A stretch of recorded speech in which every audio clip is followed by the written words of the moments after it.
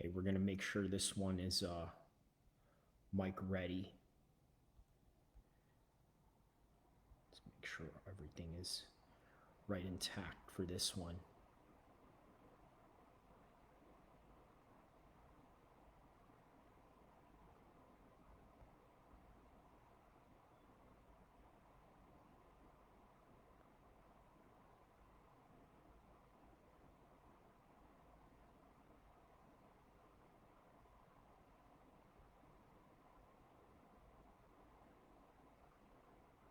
Okay, we're live. We are going live. We're going to test out the mic right now before we start, because I did try to start this stream earlier and wasn't much luck in terms of the audio, so I want to make sure that all the audio is good here. Before we start, because I did try to start this stream earlier and all right, good. That's all I needed to know. So in the past couple of weeks, there's been a lot of different news cycles going on in MMA. You had Dana White and his incident going on. Everybody is talking about that. Tank Davis also in the same news cycle for almost the same reason. Then you have Phill Baroni, who is now accused of murdering his girlfriend in Mexico, the same country and the same place that Dana White had his little incident with his wife. And then you have Jake Paul signing with the PFL, which is probably the headlines that you're going to see surrounding UFC, MMA, and boxing all throughout the entire month, because there just wasn't any action going on. So I figured I'd do some content that's a little bit different and a little more creative and ask the question of whether Khamzat Chimaev is a European hooligan gangster or an Islamist fundamentalist slash conservative Muslim. The reason why this is an important question to ask is because a lot of people are comparing Khamzat to Khabib, which, by the way, two different characters, two different guys of two different life trajectories and career paths that they're taking. For example, Khamzat was a refugee coming from Chechnya going into Sweden. And then you had Khabib, who never really stepped foot into the Western world until he had to. He started training out in New Jersey, where he was training with the likes of Frankie Edgar and all these other guys from, I believe it was called the Red Devil team in Moscow, and then going into New Jersey, training with the likes of Frankie Edgar's team and a whole bunch of other guys in Jersey before he moved to the Bay Area, training in the American Kickboxing Academy. So that was his trajectory, and pretty much Khabib lived the life of a conservative Muslim all throughout his entire youth, all the way to his adulthood. Whereas with Khamzat, he came to Sweden somewhere around 11 years old, became a teenager, into a full-grown adult, into this Western society of gangsters, a little bit of some Islamists, because obviously you guys know that Europe is a Muslim country. I mean, at least a Muslim majority now in the terms of the type of influence that they have in that country. So what's really interesting about Khamzat is that he crosses these two lines of being this fundamentalist Muslim, or at least the way that it appears, because he has the beard, he's got the look of the Sunnah, he has this aspect of being a guy that is, I guess, a Sunni, which I think is very important, considering that you have this situation where, let's say, Khabib is the type of guy that doesn't shake hands with other women.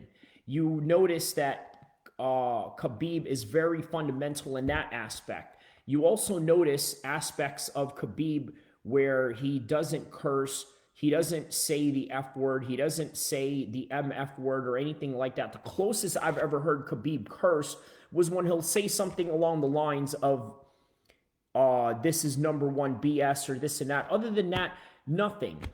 But for Khamzat, he's a little bit more of a foul mouth. He has a little bit of a situation where he's the type of guy that doesn't mind delving himself into those situations. He doesn't mind saying bad words. He doesn't mind saying that he's going to off people and this and that, and then goes Allahu Akbar afterwards, which is really interesting. He kind of crosses those two different dynamics of being this European hooligan gangster and being an Islamist at the same time.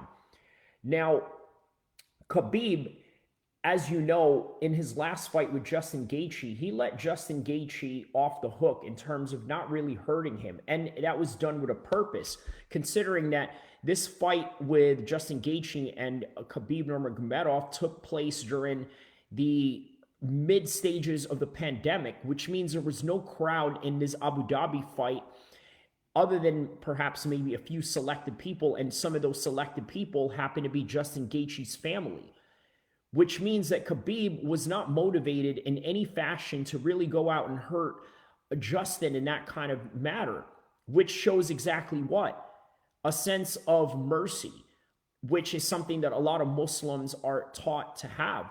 Now, it doesn't mean that we're not allowed to be vicious if we need to in a fight or in wars or anything like that. But the bottom line is there is a level of transgression that you're going to commit, whether you're fighting a war or whether you're fighting in the cage or whether you're committing self-defense. Now, for example, if somebody was to come into your house, perhaps you have the Second Amendment rights that you have here in America to go and use it if somebody was to come and violate your home. And as an American citizen or anywhere in the world where they give these rights to citizens to protect themselves, this is an okay thing to do. And even under Islamic law and any Islamic jurisdictions around the world would allow this type of action to take place in the name of defense. However, there is a certain level of transgression that you can commit. For example, if you were to, let's say, capture an intruder to come to your house, what if you were to torture them in a certain type of manner that would go against Islamic values? There are certain limits that you set when you have a prisoner of war.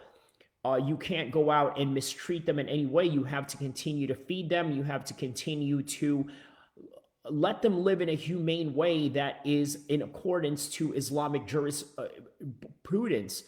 And under the Islamic law, you must abide by these aspects of mercy, which is what Khabib did when he fought Justin Gaethje. Now, when you saw Khamzat Chimaev fight the likes of Gerald Meerschaert, there was none of that. Perhaps maybe considering the fact that Gerald Meerschaert is a dangerous grappler, that perhaps maybe Khamzat wanted to try his hand in that. If you notice, when he hit him with that cross, it was like a one-shot kill and just took him out within 17 seconds of that fight. So one thing that I really find fascinating about Khamzat is ever since he started training with Darren Till, there was this new change of attitude that he had, or maybe it was just something that he's always had. I want to bring fans back to when he did fight Gerald Meerschaert in that fight week. Interestingly enough, you got to understand that Khamzat does not train with other Muslim fighters. So therefore, if a Muslim was to go out and commit an act of charity, which is what we call zakat in Islam, this is something that you don't go out and broadcast. However, during the time when he did fight Gerald Meerschaert, I did notice that people in his camp did take pictures or a video of him giving a homeless person some money to help them out. And again, this is something that Muslims do on a daily basis, but just not something that we go out and broadcast. However, the fact that he does have non-Muslim training partners, I think did help create his image of being this righteous Muslim man that gives to the people. And he even mentioned in these interviews leading up to that fight, yeah, one of the things that I want to do when I become famous and I become a world champion and I get money is I go out and I help people. And I don't doubt that's something that he's going to do or something that he has already done. Now, the interesting thing about that and why I brought up the fact that he has non-Muslim teammates is because Khabib Nurmagomedov has complained in the past about Khamzat not having true Muslims around him, perhaps maybe pointing to Darren Till or insinuating that Darren Till is this bad influence in his life.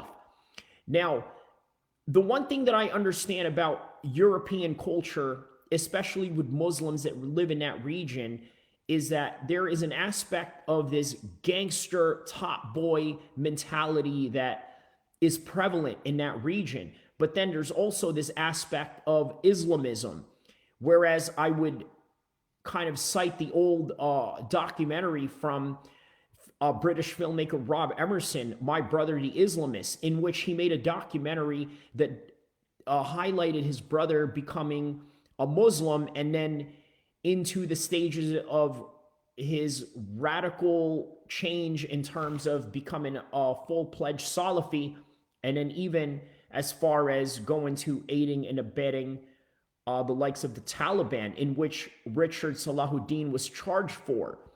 Later on, after this movie was made somewhere around 2010. So I feel that Khamzat is a combination of those two things. Obviously, Khamzat is not anyone that supports any groups out there that are dodgy or any groups out there that are in the list of any governments from around the world. However, he is closely affiliated with the likes of Ramzan Kadyrov, who is, by the way, banned in Europe for several reasons, of which the UN or the EU has never really mentioned. Now, I could only speculate. Perhaps because Chechnya is known, at least under the information of the Western media, to have somehow committed acts of crime against, let's say, people that are, let's say, not the majority of Chechnya. Okay, let's just put it like that. Let's say they had crimes against humanity in terms of how they treated a certain minority group in their country. And I'm not talking about religion or race or anything of those dividing factors. I can only let you guess exactly what that is because, well, let's just say that we live in a world where we have to be very careful what we say. So let's just put it like that. So nonetheless, Khamzat embodies these two aspects of European culture that I just mentioned to you right now, and something that you see on the screen right now. Now, My Brother the Islamist was one of these British films that has really captured my imagination back in the days, and something that I really gave me this sense of motivation of wanting to consume more British content, whether it was documentaries or trying to understand the Muslim culture in that part of the world.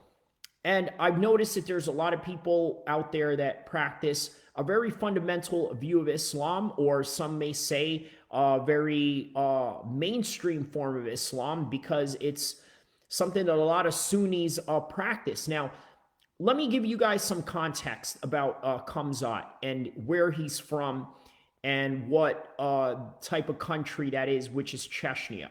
So as you know, Chechnya has been at war with Russia for several years. And obviously now Ramzan Kadyrov, the leader of Chechnya, was given that position through his father, who became a former resistance fighter turned state sympathizer to the state of Russia, only to which he became, basically, to understand it in layman's terms, Ramzan Kadyrov and his father were former jihadists that turned into state leaders of a Muslim majority nation, which is Chechnya, backed by Vladimir Putin and new state of Russia post-Soviet Union days.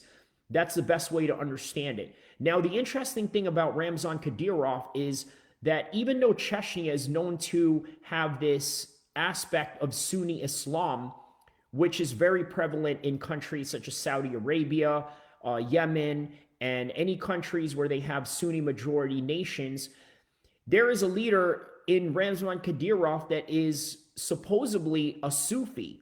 Now, what is a Sufi? Let me explain to people who don't understand the denominations of the Islamic faith. So we have the Sunnis, which are an orthodox form of Islam that follows the first 4 or 5 generations of the Islamic Caliphate and the people that are within that lineage of the Prophet Muhammad, peace be upon him.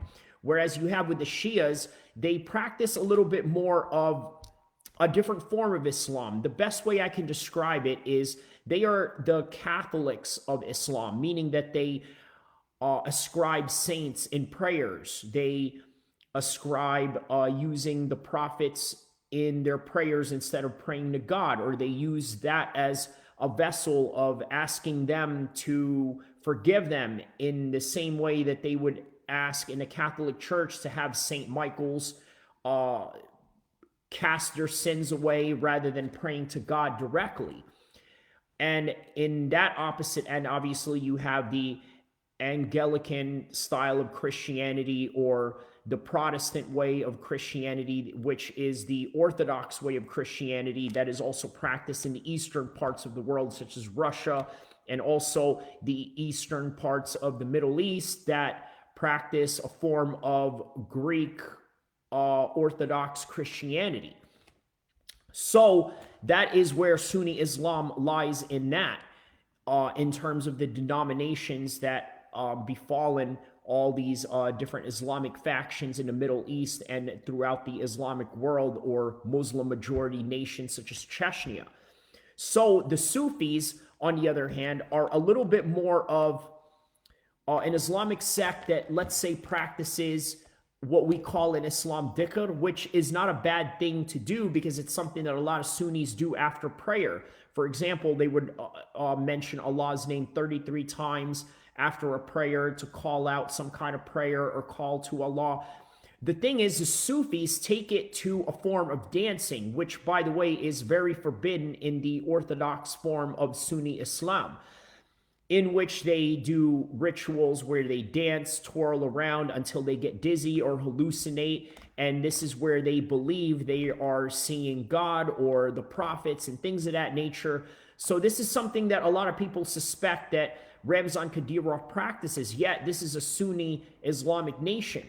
So interestingly enough, the reason why I brought this up is because you look at Khamzat. He lives in Sweden. We all know that Sweden has a strong Muslim population. And when I mean strong Muslim population, I'm saying that I'm willing to bet there's a lot of guys there like they have in England, in terms of guys that practice Salafism, guys that practice a stricter form of Islam, a more disciplined form of Islam, very similar to what type of Islam, let's say, Richard Salahuddin here in the movie My Brother the Islamist had practiced. Now, I urge you guys to take a look at this film somewhere down the road if you can find it anywhere online. I think that it has a lot of good information in terms of how Islam is being brought to information, in terms of how it's practiced, in terms of the do's and do nots. And one thing that's really interesting about this film is that Richard Salahuddin really took it to the level where he wanted to practice Islam and implement it in his life in every way, meaning that the way that he was going to greet certain people, the way that he was going to approach his relationships with his non-Muslim parents, the way that he didn't like the fact that his mom was being filmed simply because it's just something that we don't believe in Islam. Now, notice, as you guys know, Khamzat Chimaev is married. People always ask, well, what is his marital status or this and that? The fact of the matter is the guy is married, but you've never seen his wife, and for good reason. Why? Because just like him and Khabib and anybody that practices what one would argue is the true form of Islam, they don't show you these types of things. And I can go into reasons as to why that is. I can tell you religious reasons why. I can give you good reasons why that is. And then there's going to be other people that's going to nullify it, that perhaps don't understand the accordance of Islam and the long-term wisdom behind that. Which, by the way, Richard Salahuddin has a lot of different ways that he explains that in My Brother the Islamist.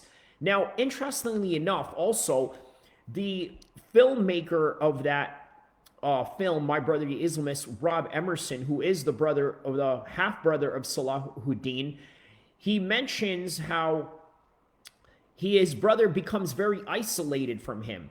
And his brother also mentions how Well, within good reason. The reason why for that is just for the simple fact that, well, there's wisdom behind my actions. Like, for example, why he doesn't shake Rob with the right hand. He only shakes that for the believers or people that he shows respect to. That's just something a lot of people are not going to understand. And he mentions, well, there's wisdom behind that. Why most Muslim men don't go out there and shake hands with the opposite sex or mingle with the opposite sex or work with them in the same workplace. For example, why they have certain segregations of this matter in strict Islamic countries such as Saudi Arabia, Afghanistan, Yemen, and the list goes on, even in Chechnya. But then you have a lot of these Muslims that move into Western countries like Canada, the UK, United Kingdom, America, and they bring this form of Islam there, but then they also get caught up in this world of the streets. Whereas I've noticed a lot of the Arabs that live in America live in, let's say, Chicago, one of the most murder-ridden places in America in terms of crime statistics. Same thing with a lot of Arabs that live in Detroit, Michigan, all throughout that state, New Jersey, Newark, East Brunswick, North Brunswick, Camden, Atlantic City, Philadelphia, which is a big Muslim town, a town that I phrase as Muslim Town USA when I went out there, out here in California. So when you have this type of Islam, and then on top of that, you have gangsterism that is surrounded by the environment that these Muslims are in, you're going to get a different type of Muslim that is a little bit different than Khabib. You see, Khabib was never really corrupted by the aspects of American culture. He was only here to come and train, whereas you have the likes of Khamzat, you have the likes of Bilal Muhammad, even guys like myself who grew up in this nation and had to be around people that were, let's say, top boys or top G's or gangsters, Bloods and Crips, this and that, biker gangs, you name it. That is the reality of Muslims that live in the Western world. There is a prevalent, how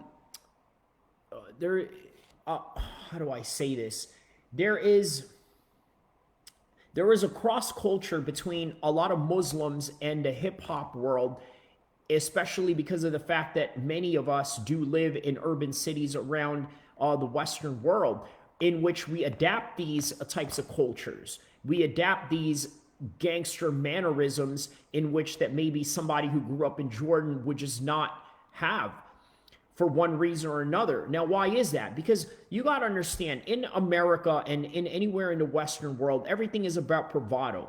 You look at Top Boy, that whole entire show, what was it all about? It's all about bravado, whether it was from the first season to the last, to the different characters that they're dealing with there. Everything was about bravado. From the guys that were selling straps in Liverpool to all these guys that were trying to be the top G's or the top boy, or trying to create this aura of invincibility about them, which is something that you have to do in one way or another if you live in the hood.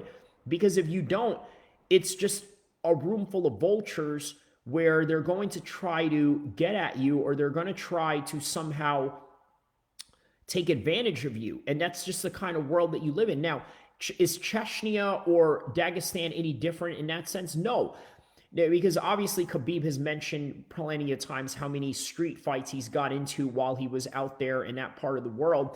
And of course, there's that reality. However, it's not the same reality to where people are gunning each other down or shooting each other, as I wouldn't imagine that's not the type of beef or the type of conflict that you would get out of guys in Dagestan, but rather maybe just a small conflict of, hey, I pushed you, you pushed me, or this and that.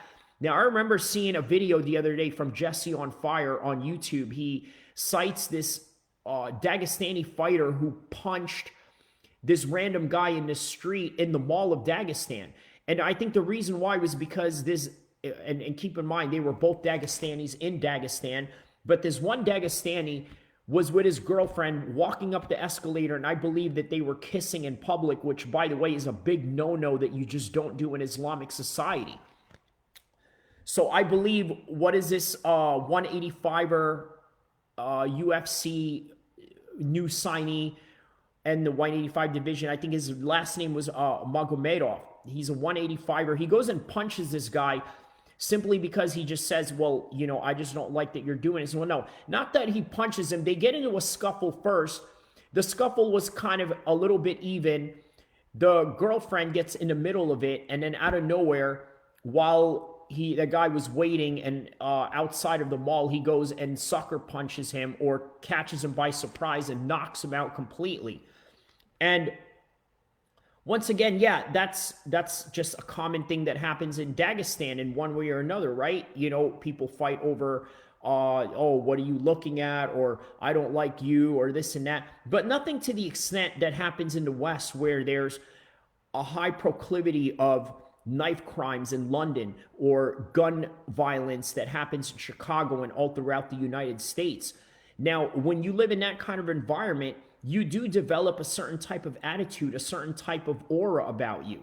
At the same time, you also have to understand that fighting is an environmental factor in which it shapes the way that you fight, and it shapes the style that you're going to bring into the ring, which, by the way, as I mentioned, in England, there is a high rate of knife crimes that happen in that country. So you have someone like Leon Edwards, who is the current 170 champion of the UFC right now.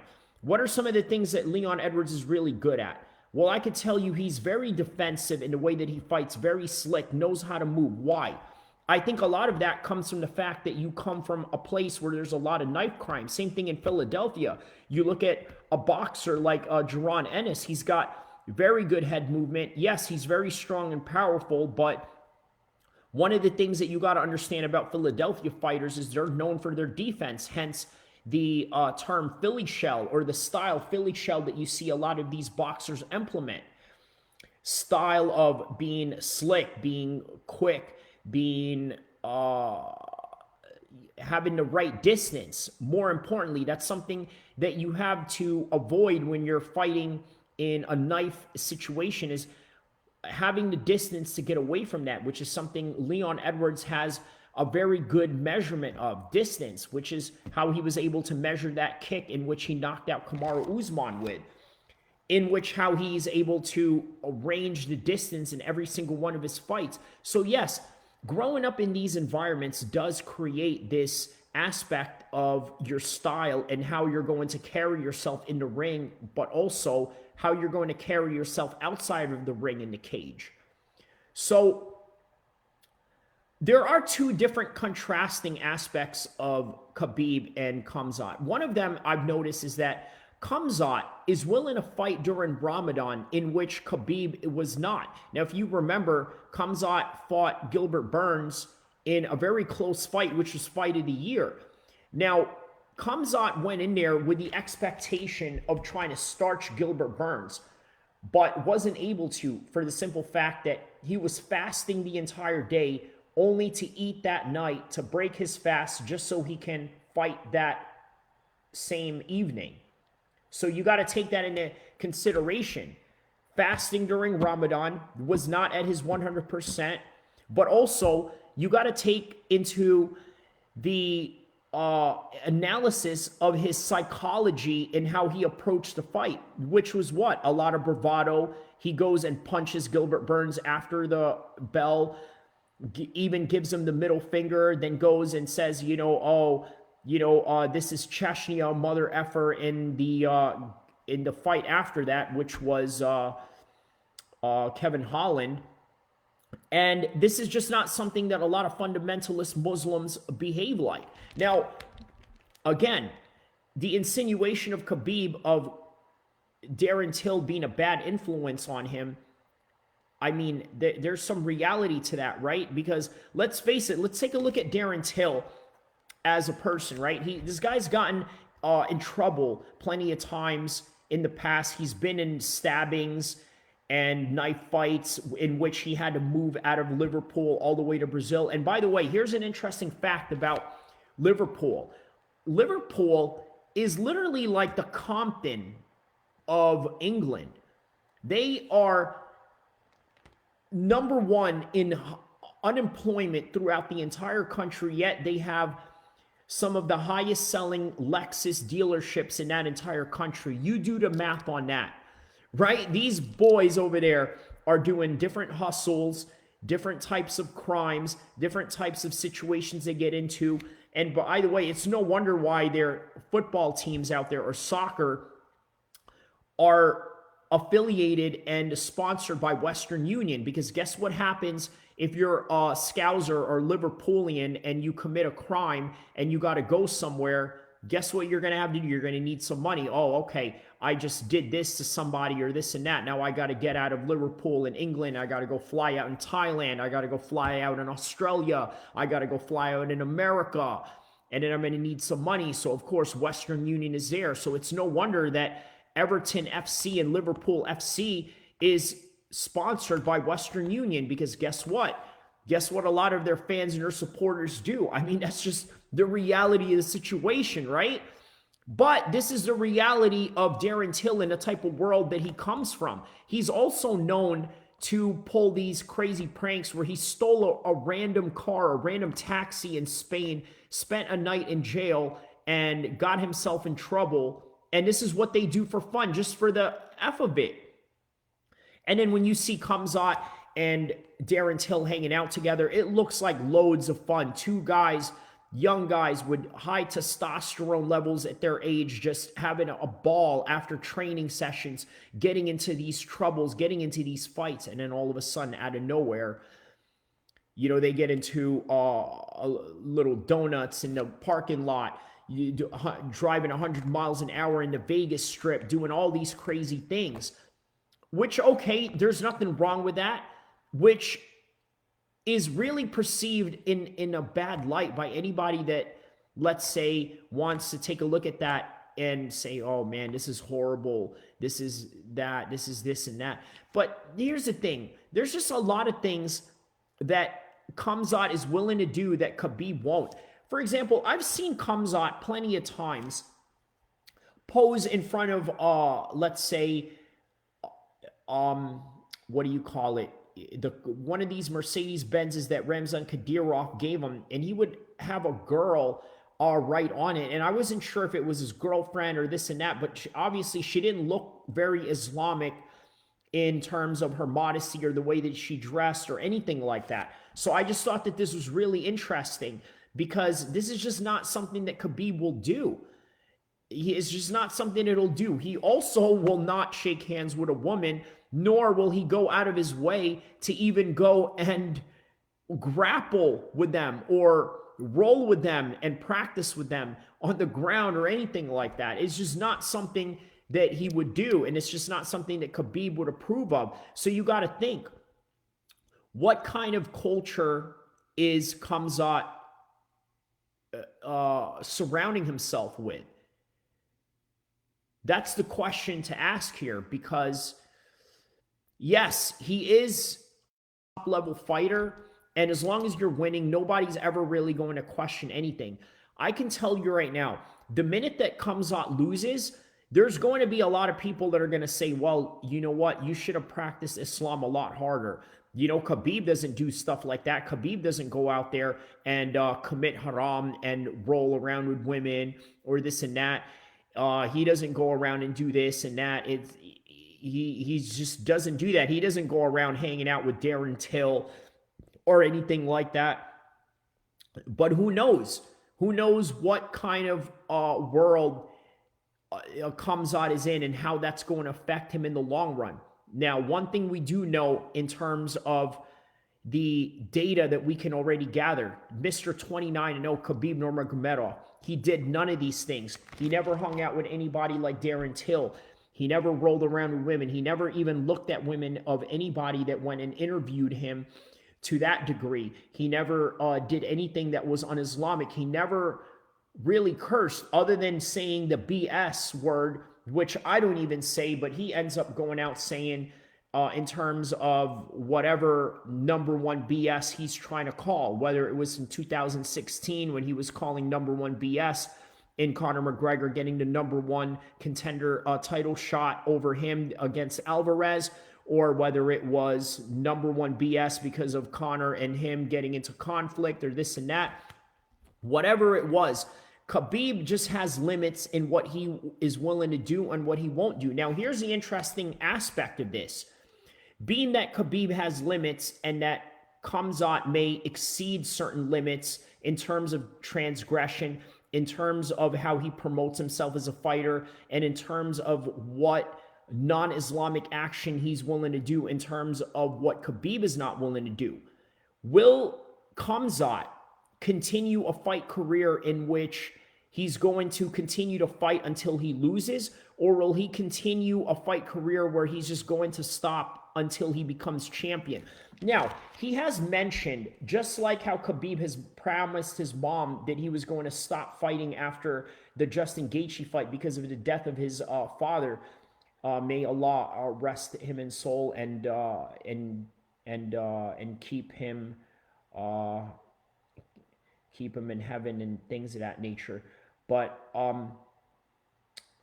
Khabib has made that promise, and so has Khamzat. But will Khamzat keep that promise? And when he becomes champion, I'm not saying if, but I'm saying when Khamzat becomes champion, how far will he go? Will he move up a division? Will he continue fighting until he loses? That is the interesting sporting question of all this, because obviously I brought up all the religious aspects of these two guys and how they go about things in differentiation to how they go about their life and how they go about their religious practices and the parameters that they're willing to allow or not allow. So that's going to be interesting moving forward with his career and how he's going to go about it. Now, with Khamzat, I really think that Khamzat is interesting in this aspect to where he is a hybrid of these two things. I think he's fully embraced the idea that he's going to be this Muslim bad guy, but at the same time be this gangster from Sweden or Chechnya as this like villainous character of mixing Islamic fundamentalism and gangsterism at the same time. But again, that's why they call it the theater of the unknown, because you never know what you're going to get out of these fights, and you never know what's going to happen with the careers of these guys and what they are willing to do and not do, and the limits that they are willing to take or not take. So that's all that I really have mostly for Khamzat and his dynamic personalities of his cultural upbringing mixing with the current environment that he's in Europe. Now, I know you guys have seen Ryzen in New Year's Eve, and it was just a clean sweep for Bellator, which is a 5-0 sweep in the main cards. And then obviously I've covered this fight on the day that it happened and the results of it. Basically all the Bellator guys got the decision. There was no finishes in the main card. All the fights went the distance, which I thought was really interesting. And again, you could chalk that up into different reasons. Perhaps just the jet lag of Patricio and AJ McKee. And perhaps maybe it's just the aspect of competition that they have yet really faced anywhere in the world, and the random competitions that are out there that people just don't know about. Oh yeah, and then there's the other news to where I believe Stephan Bonner had passed away due to a heart attack. And then there was another news clip of, yeah, Jake Paul joining the PFL. And how's that going to go? Because we know that Jake Paul has strong knockout power, but we also know that he's got decent wrestling skills, wrestling all throughout high school. But what remains to be seen is his kicks and his jiu-jitsu. But of course, I think just like with the boxing, they're going to give Jake Paul some favorable matchups moving forward in the super fight division, in which he can just avoid guys that are real fighters in his weight class and continue to build from there. Because he can either continue to build from whatever it is that he's trying to build for, or he can just continue the same trajectory that he did in boxing, to where he gradually moved up from fighting a YouTuber to a basketball player who's an athlete of some sort, and then moving up to an MMA fighter, knocking him out, and then going to a decision with him in the first time, but then knocking him out in the second time, and then knocking out another MMA fighter, and then going in with Anderson Silva, the best MMA fighter of all time, beating him. Now moving into MMA. It's a very slow transition that he's doing, but I think a very smart one if you're him and somebody that's a brand of his magnitude. That's just what you're going to get out of Jake Paul and the reality of it. Now, with Pride back in the days, it's really reminiscent of what you see with Ryzen and Bellator right now. However, I just don't think you're really going to see UFC do something like that, because here's the reality of it. Just like what I was saying with Jake Paul, what is the upside of him taking on a tough competition right now and losing to him in his MMA debut? Just like if he was to take a tough competition early in his boxing career and not going the route of fighting other YouTubers and basketball players and then moving into MMA fighters, in which he's never really fought a boxer yet. But when he goes into the MMA debut, in his pro MMA debut at that, you got to understand that MMA is a little bit different, where nobody really holds your hand, and it is a situation where if you think you're just setting up your guy to win, you got another thing coming, because you can ask Aaron Pico how that went when they try to set up their fights.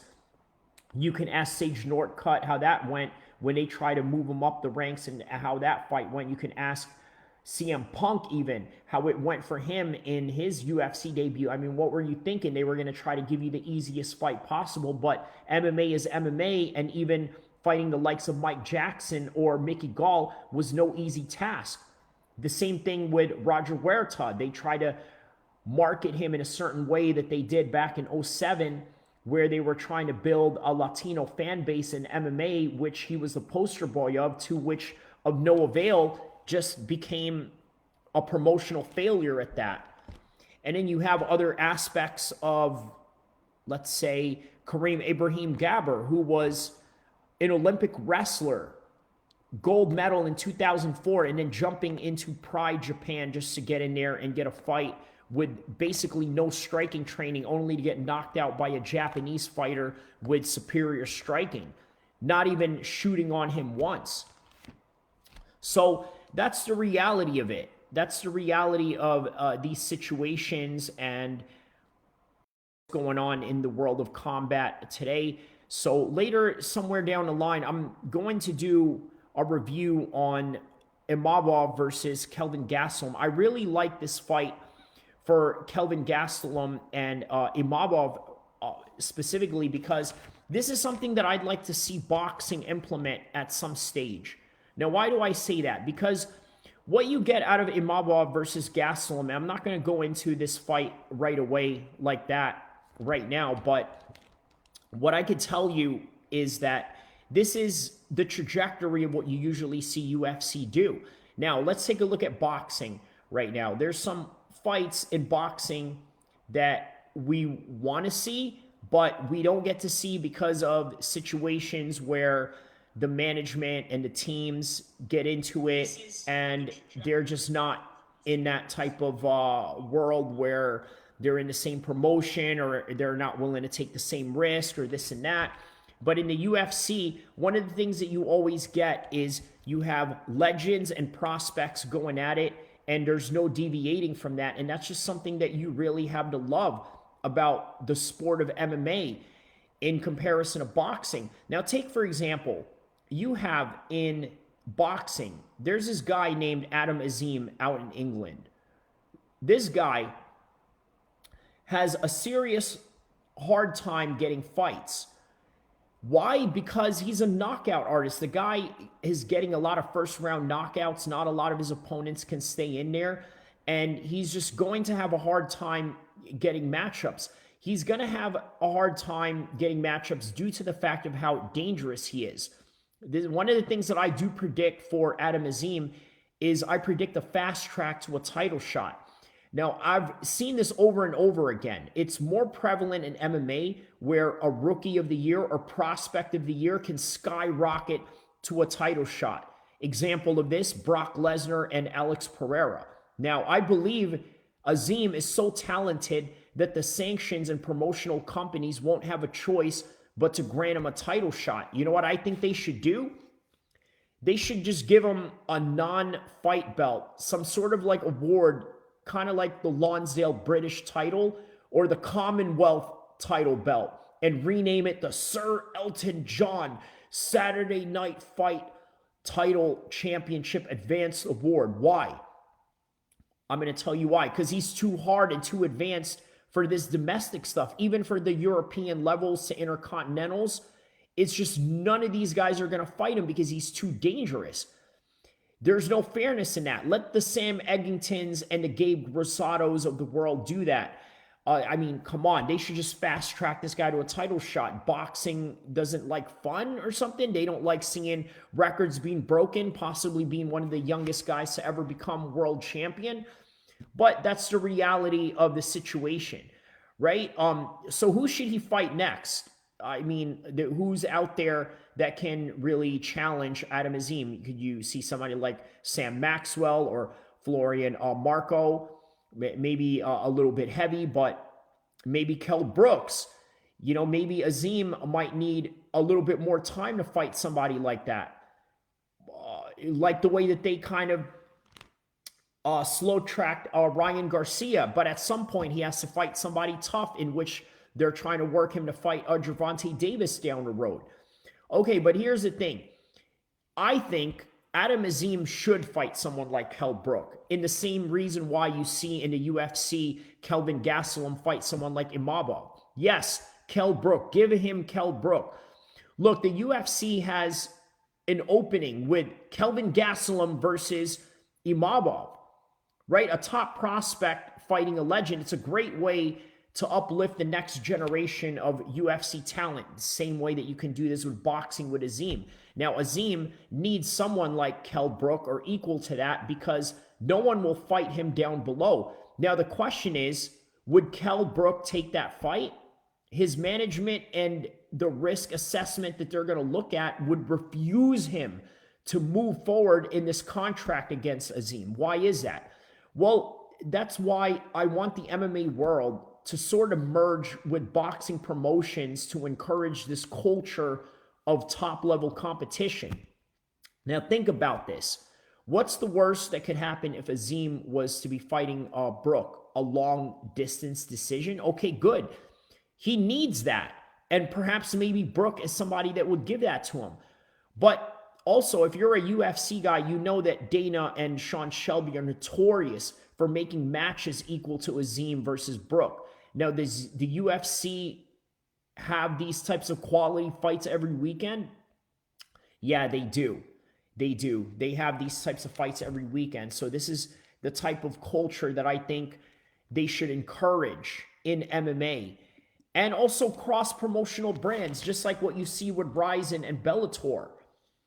I saw this meme the other day where they mentioned Fedor Emelianenko saying that Fedor Emelianenko proves that he is a fighter where you don't really need to be in the UFC to prove that you're one of the best in the world. Okay, that's true.